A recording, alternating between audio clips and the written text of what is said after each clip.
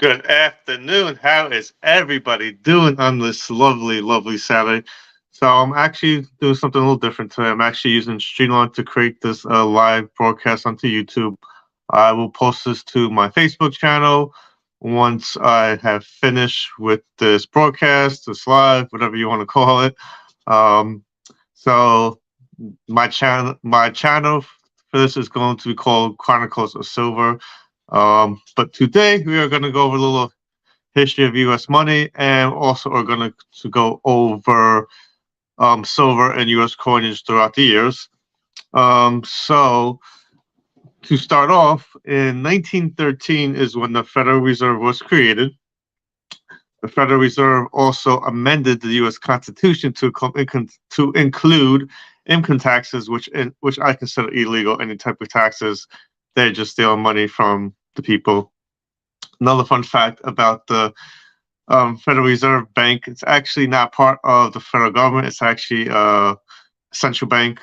People back in the day, they were getting tired of central banks, so instead of calling it a central bank, they call it a federal. They called it the Federal Reserve Bank, just so people, would think it wasn't a central bank, but it is a central bank. And as I said, the Federal Reserve Bank is not part of the government. It's not a government entity. Is actually a business, and they're in the business of printing money. Also, another fun fact, in the U.S. Constitution, it is stated that money must be silver or gold. So this paper money, this trash cash that you have in your pocket is worth nothing. Now, this is actually a silver certificate. So back in the day, you can actually trade in a silver certificate for a silver dollar, which is pretty cool. On the silver certificate, it actually states right here, it says $1 in silver payable to the says $1 in silver payable to the bearer on demand. States it right there on the dollar. So you could go take this to any bank back in the day and trade it in for a silver dollar. Obviously, you cannot do that anymore. A dollar is worth probably, I would say, about 2.5 cents, maybe less with the rate of inflation right now. Kind of crazy. So then, okay. Then in 1933, our lovely President FDR, President Roosevelt, signed Executive Order 1601, where all U.S. citizens had to turn in all their gold coins, gold bullion, gold bars, gold certificates to any Federal Reserve Bank, branch, agency, or any member of the Federal Reserve System by by May 1st, 1933. If you did not turn in your gold, you could face 10 years in jail, face a $10,000 fine, or both. Um, Pretty much most people did turn in their gold to the Federal Reserve System. After all the gold was turned in, all the gold coins, all the gold bullion, that was melted down to gold bars. Those gold bars were stored in Fort Knox, Kentucky, into the gold depository. Fun fact about that. Oh, fun fact too, you were allowed to own $100 worth of gold. That's it. $100, anything over that, you had to turn into the federal government. Crazy fun fact. Americans turned in millions of gold coins, as I stated earlier, that were melted down into gold bars that were stored in the U.S. Bullion Depository in Fort Knox, Kentucky. The value of the gold tripled from 1933 to 1937, and that is because of the Gold Reserve Act of 1934, where they changed the dollar value of a single ounce of gold from $20.67 to $35 per ounce. So after the U.S. stole all the gold from its people, pretty much they stole the gold from its people. They passed the Gold Act of 1934, raising the value of an ounce of gold from $20.67 to $35 an ounce. Kind of crazy. Then, in 1944, after the war, there was a meeting that was called the Bretton Woods I'm sorry. In 1944, the Bretton Woods established the U.S. as the world's reserve currency. So pretty much a lot of all the different countries within the world that were at this meeting, they had their gold stored in the U.S. depositories. They pegged the U.S. dollar as the world's reserve currency. So our money was backed by gold. But then in 1971, because of the gold speculators, our lovely President Nixon decided to take us off the gold standard. And this was because of Henry Kissinger. Henry Kissinger convinced Nixon that the gold speculators were saying that gold's going to go down. This is going to hurt the economy. It's going to devalue the dollar. So because of that, President Nixon decided to temporarily suspend where you can turn in your dollars into gold. That was August 15, 1971. President Nixon signed that executive order. And what that caused is pretty much the US and all world currencies were now a fiat currency because they were not backed by anything. And that just pretty much means the government can print money at its will. As you can see now in present day, how prices of everything has gone through the roof, and that is because the government keeps printing money. When you print money, that causes an inflation. That's going to cause the dollar to drop in value. It's just crazy what's going on. So that is a big reason why you should stack silver and gold. That is a reason why I am doing this live, just to educate people. It's kind of crazy.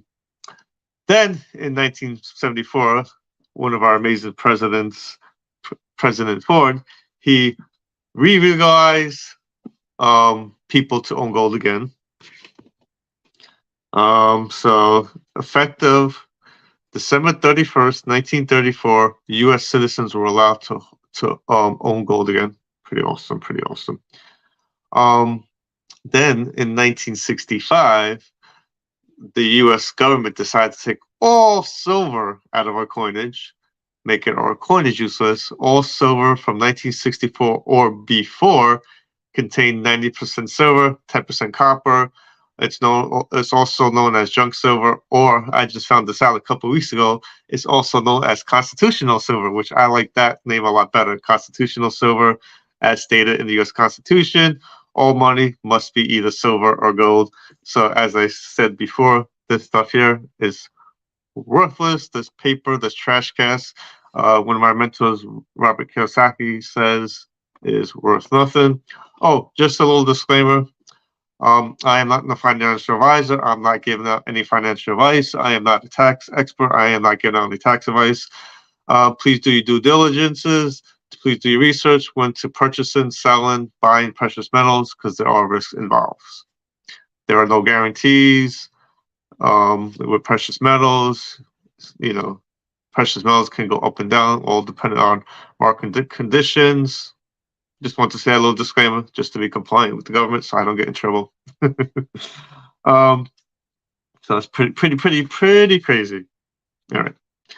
Then here's the fun fact: in 1968, that was the last year where you could take your silver certificates and go trade it in whatever a dollar was, what a dollar could get you in silver. So 1968, last year, to redeem your silver certificates for silver. Pretty crazy. Then another one of my favorite presidents, which was President Reagan. July 9th, 1985, President Reagan signed the Liberty Coinage Act, which gave birth to American Silver Eagles. And a pretty cool thing is I actually have one of the first coins that were minted because of the Coinage Act, of the Liberty Coinage Act of 1985, which has the Statue of Liberty on the front. Such a cool coin. In the background, it has Ellis Island. That's New York is known for Ellis Island, so a lot of immigrants came in. So pretty cool. Statue of Liberty, Ellis Island. And then on the back, it has a torch. It says United States of America, $1. It says, "Give me your tithes, your poor, your hoarder masters, yearn to breathe free." So that is a pretty cool coin. Reese, I'm in here. Sorry about that. Kitty cat is meowing for me. She gets a little senile in her old age. So that's a pretty cool coin. Then in 1986, the American Silver Eagles were released into production. They were minted and released to the general public. I actually have a Silver Eagle from 1986. So, yep. So this is a Silver Eagle from 1986. These are 99.9% pure silver. This is the background of the Silver Eagles. This background of the Silver Eagle was from 1986 until about the first 6 months of 2021. The front of a coin, that's also called the obverse. The back of a coin is also is known as the reverse of a coin. So the front obverse, back is reverse. I actually have two of the different designs from 2021. Historically, because this is the last year of the original design from 1986 and the first design of 2021. Usually historically they do go up in value because that's something collectors like to collect because it's the first year of one coin and the last year of another coin. Like I said, it's the last year of the one design and the first year of the new design. So this is, the old design from 1986 to about the first 6 months of 2021. And then this is the new design of 2021 until present day. Pretty awesome. Also, this is what is known as bullion, just regular, non-graded silver. Right now, silver eagles are selling for about $45, and that is because the spot price is around $25 to $26 for the past week or so. I also have a proof silver eagle, which these are made for collecting. These are uncirculated, so they do carry a higher premium. These usually sell for about $80 to $100. This one is from 1997. I actually got a good deal on it from a guy from a local coin club I go to. I paid $40 for it. So when he said he only wanted $40, I pulled that money out real quick because I know these usually sell for anywhere from about $80 to $100. And you can just see the difference, the luster, the mirror-like finish that these proof coins have. Just amazing. So that is a regular, just silver eagle for bullion, and then this is a proof, as you can see the difference. And I do apologize. I'm just getting used to the StreamYard, so the camera is a little different on this than when I do my Facebook Lives. So pretty cool. Then you also have something that is known as MS, which means mint state. MS coins can get graded anywhere from a 60 to 70. A 70 in this perfect condition, and pretty much what it is these coins are either sent to NGC or PCGS. They are the two top grading companies known in the world. People send in their coins. They're working these special rooms with special lighting. They magnify these coins up to 5 times, and if they do not find any imperfection on it whatsoever, they will get put into one of these slabs. So this is the NGC slab. These probably range around about $100 to $125 for a MS70 coin. Like I said, the silver bullion coin is going for about $45 right now because of the silver spot price right now. So, and this is actually one of the new designs from 2021. Like I said, that is a MS70. And I do also have a 2021 with the old designs. So I have 2021 with the old, new design in raw and in MS70. As I said, historically, they do go up in value just because, like I said, it's the last year of the old design, first year of the new design. So pretty cool. There are 4 mints in the US that mint all coinage right now, and that is the West Point Mint in New York, the Denver, Colorado Mint, the San Francisco Mint in California, and the Philadelphia Mint in Philadelphia. And the Philadelphia Mint in Pennsylvania. Now, most coinage that comes out of the San Francisco Mint, that's are usually coinage that are usually proof coins that are made for collectors. You usually don't get regular circulated coins through the San Francisco Mint. So, like this coin here, that is a proof coin from 1997. That did come from the San Francisco Mint. Then the regular bullion coins, those usually come from Philadelphia, West Point, or the Denver. Is usually where those coins come from. Pretty cool. Another cool fact is coinage was first. So there was a Coinage Act of 1792, which gave the birth to coinage, and the first coins were minted in March of 1793. I do apologize. I had the wrong date written here. So I was like, that can't be the date. So yes, as I was saying, you had the Coinage Act of 1792, which brought birth to U.S. coinage. The first coins were minted in March of 1793. Pretty cool.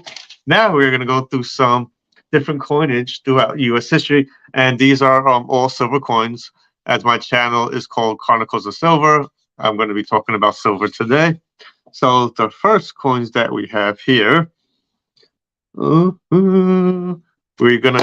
have the Barber quarters. Barber quarters were minted from 1892 to 1916. These all contain 90% silver, 10% copper, as they're known as junk silver, or my favorite name for them that I like to call them. I like to call them constitutional silver. Such a better name. As I said many times before, in the U.S. Constitution, it states that money must be silver or gold. So this is a Barber quarter from 1909. It's just amazing, the different what our coinage look like, the history of our coinage, whose hands this quarter has been into, where it has traveled, what it has purchased throughout the years. It's from 1909, so that is pretty cool. Then we have the standard Liberty quarter. These were minted from 1916 to 1930. Also 6.25 grams, 90% silver, 10% copper. These coins did close up a little, sir, because on the coin, one of the females' breasts was showing. That was very controversial back in the day. So this is a quarter from 1927. So that is the standard Liberty quarter. Pretty cool. Has the eagle on background. I do apologize about the lighting. Let me see if I adjust the camera just a little bit. See, there we go. Yeah, we can see the coinage a little better. So that is pretty cool, I must say myself. Right. Then the cool fact was in 1931 there was no quarter struck, and this was because of the Great Depression back then. So they did not struck any quarters in 1931, which is pretty crazy. Then in 1932 brought birth to the Washington quarter. And this was to commemorate his 200th anniversary of his birth. So everybody knows. I hope everybody knows who George Washington is. So these were first minted in 1934 until present day.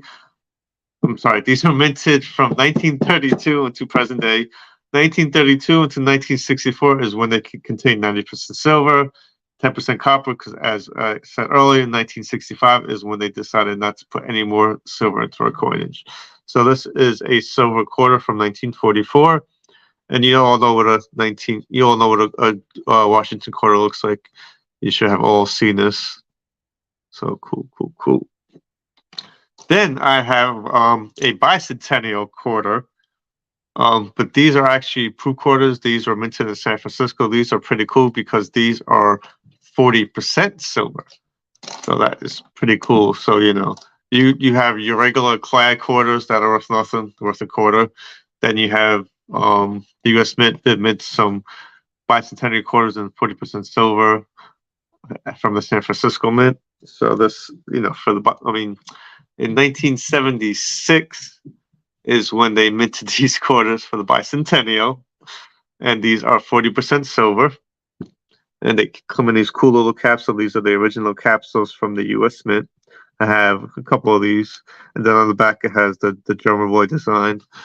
You may or may not have seen these quarters. I used to see a lot of these quarters when I worked in the coffee shop in New York. But these are cool because these are 40% silver. So pretty cool. Um, Now we're going to go into some nickels, some silver nickels. So the first silver nickel was the shield nickel, and those were 89% silver, and these were minted from 1866 to 1883. And this is a shield nickel. That is, I do apologize for the light, and I need to get myself a ring light. But that is a shield nickel, and I'm still getting used to the way the camera is on StreamYard. It's a little different than when I do my Facebook lives. That is a shield nickel, so that is pretty cool. And this shield nickel, if I can see the date on this one is from 1867. So pretty cool. Then after that, nickels did not contain any more silver. They were just the regular clad, no more silver. That was the only year that contained silver were the shield nickels from 1866 to 1883. But then the Jefferson nickels from 1942 to 1945 contained 35% silver is because they needed the nickel for the war. So if you find any nickels from 1942 to 1945, those are known as wartime nickels, and those do contain 35% silver. I actually picked up a cool set from coin show that I participate in once a month. It's the Maitland Coin Show. It's the first Sunday of each month. I paid $15 for this. It has all wartime nickels minted from 1942 to 1945 from the different mints, Philadelphia, the San Fran, and the Denver Mint. So these are all the coins from 1942 to 1945 from all the different mints. So it's pretty cool. I do apologize. I'm still getting used to the way the camera is on StreamYard. It's a little different, as I said, than doing my Facebook lives. So these are some wartime nickels from 1942 to 1945. I paid about $15 for this, so pretty cool. And then on the back, you can see some of the different mint marks: the P, the S, the D. So that's pretty cool. Then the next coinage we're going to be going over is our dimes. I'm going to go over what I have. The first one is going to be. Give me a second here. Just got to grab some of the dimes. Here we go. Ooh, do not want to lose that. So I have Barber dimes. Barber dimes were minted from 1892 to 1916. These dimes are 2.5 grams. They also contain 90% silver, junk silver, constitutional silver. I do have a 1913, a 1916, and a 1914 dimes here. So this is a 1913. This dime was minted in Philadelphia. And that's what I paid for it. This was from the coin show that they do in Florida. It's twice a year. They do one in January, one in July at the Orange Convention Community Center. The next one is in July. I will post the dates after I do this live. So that's pretty cool. Then this is a 1914 Barber dime. So I just love collecting coins, just the history in our coinage, like I said, whose hand it's been into, what it has bought, where it has traveled, has it left the US, did it come back to the US? We don't know. They've been around for a while. And then this one is a 1916. And 1916 is a key date because this is the last year that the Barber dime was minted. I do apologize for the lighting. Pretty cool. Then in 1916 to 1945, we had the Mercury dimes. Those are also 2.5 grams, 90% silver, junk silver, constitutional silver. I have a 1939 dime that was Mercury dime that was minted from San Fran. So that is what the Mercury dimes look like.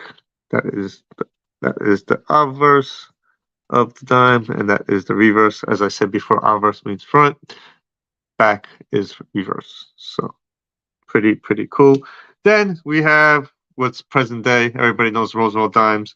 Those were first minted in 1946 after his death. 1946 into present day, 1946 into 1965 are the ones that contain 90% silver. And we all know what a Roosevelt dime looks like, so that is a Rosie, also known as a Rosie. That's what coin collectors call them. This one here that I have in my hand, this one is from 1951, it looks like. Yep, that is from 1951. And I do have another one here. This one here is from 1964, the last year silver was in our coinage. Pretty cool. And now we are going to go over some. I apologize for that. I hit the little stand that my camera is on. My phone is on. Now we're going to go over some silver Morgans. I do love silver Morgans. Silver Morgans are pretty cool because these are actually minted in some different mints that are no longer in existence. These silver Morgans are 26.73 grams, 90% silver, 10% copper. They were minted from 1874 to 1904. You have the Philadelphia Mint, the Carson City Mint in Nevada, San Francisco Mint, California, the New Orleans Mint in Louisiana, and the Denver, Colorado Mint. Those were where the Morgans were minted. Morgans are one of the top collected coins amongst collectors. People love silver Morgans. They are a very pretty coin. I do have a couple Morgans here. This Morgan here is from 1883. I was born in 1983, so I just wanted to get a silver Morgan from 1883 because that was 100 years before I was born. So this is an 1883 silver Morgan. That is the obverse of the Morgan. And then that is the reverse of the Morgan. Just, just amazing, all the different coinage that, we have. Then I have a 1890 silver Morgan, and this one I think somebody cleaned because it's in too good of a condition. It looks clean. You can kind of see the Bristol marks on it. That's another thing with coins. You do not want to clean coins. Cleaning coins reduces the value of the coins. Collectors do not like clean coins. I did not know it was a clean coin until I actually received it. I did buy this one off of Facebook. So sometimes you do gotta be careful where you buy your coinage. So that's cool. And then I have a 1921 Morgan. Yeah, I apologize. Morgans were minted from 1874 to 1921. Do not say why I said 1904. So correction. Silver Morgans were minted from 1874 until 1921. I do apologize for that mishap there. So that's a 1921 Silver Morgan. Cool, pretty cool. Then another pretty cool coin that are one of my favorites that a lot of people like is the peace dollars. Peace dollars are also 26.73 grams, 90% silver. These are minted from 1921 to 1928, and then from 1934 to 1935. And then they reminted them again, modern day, but I'm not going to go over the modern day ones. I'm going to go over the older ones because that's what a lot of collectors like is the real old Morgan, the old peace dollars, not the modern day ones. So I do have a 1920. I think I have two 1922 Morgans, peace dollars. I mean, so that is a 1922 peace dollar. I like 1922 because that's when my grandfather was born. My grandfather was in the Navy. He also served in Pearl Harbor. He wasn't on, the famous ship, but he was on. His ship was called the USS Honolulu. He was telling us a story where he and his ship buddies, they were celebrating a friend's birthday. They were drinking, playing dice, playing cards, and then all of a sudden, they just seen bombs dropping out of the sky, which is kind of crazy to see that at 18, 19 years old. Just crazy. Luckily, he did survive. So, but this is a 1922 peace dollar. Like I said, I like 1922 because of my grandfather. I do apologize. Just still getting used to this camera on StreamYard. I have another 1920, 22. This one is in a little better condition. And then I have a 1924 peace dollar. So just amazing, amazing. Then we have the Ike dollars. The Ike dollars from 1971 to 1976 did contain 40% silver, but these were only made for collectors. These were minted at the San Francisco Mint. These are uncirculated. Some did make them into circulations because people broke them out of the mint packs and used them, but they were not meant for general circulation. I actually got this cool set. It's a bicentennial silver uncirculated set. It contains Ike dollar, the Kennedy half dollar, and the bicentennial quarter. All these three coins are 40% silver, so these are pretty cool. So you have the Kennedy half dollar there, you have the Ike dollar there, and then you have the bicentennial quarter there. And then these are pretty cool because on the back of the Kennedy dollar, it has the Independence Hall, which only the bicentennial Kennedy half dollar has the Independence Hall. And then on the Ike dollar, it has the eagle soaring over the moon, it has the Liberty Bell over the moon, which is pretty cool. And then the corner, which has the German boy. So this is a pretty cool uncirculated bicentennial set, 40% silver, contains the quarter, the Ike dollar, and the Kennedy half dollar. So that is pretty cool. Now we are going to go into some half dollars, and this is pretty much going to be the last of the coinage I'll be going over today. These are the Liberty half dollars. The Liberty half dollars is where they got the design for the front of the American Silver Eagles. So they took the Liberty half dollar design of that and brought it over to the American Silver Eagles in 1986. That's the Liberty. That is the American Silver Eagle, and then that is the Liberty Walking Liberty half dollar. As you can see, that's where they got the design for the American Silver Eagle, was from the Liberty half dollar. Liberty half dollars were minted from 1916 to 1947. They contained 12.5 grams, 90% silver. So pretty cool. And then that is the back of the Liberty half dollar. And then one of my favorite people in history is Benjamin Franklin. I love Benjamin Franklin. He did so much for this country. There's a cool video I'll post after this live. You have to watch this video on Franklin, what he did for the U.S., what he did with the silver that he collected, the silver that he left for U.S., and what terms he left with that silver, what it was going to be used for, that you can still see in present day today. So I will post that video. It's a pretty cool video. Benjamin Franklin. Franklin half dollars were minted from 1948 to 1963. They were also 12.5 grams, 90% silver, and this is a Franklin half dollar. That is the obverse, and then on the reverse is the Liberty Bell. Such a cool coin, such a cool guy. Then you had Kennedy's. These were minted in 1964 after his assassination. 1964 Kennedys did contain 90% silver. 1965 to 1970 contained 40% silver. You can still get modern day Kennedys, but those are only usually when they're in U.S. Mint cents. And those are 90% silver if you get a 90% silver U.S. cent mint. I had a 1999 U.S. mint cent, and like I said before, all mint cents are produced in San Francisco. So right there is your Kennedy 1999 silver proof from San Fran, and that is the back of the Kennedy. Pretty cool. And then over here I have the 1964 Kennedy, first year that. Oh, that's 2001. I do apologize for that.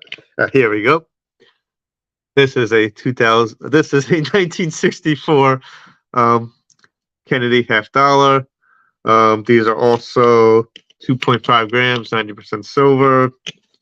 Like I said, 1964, they minted these because of his assassination.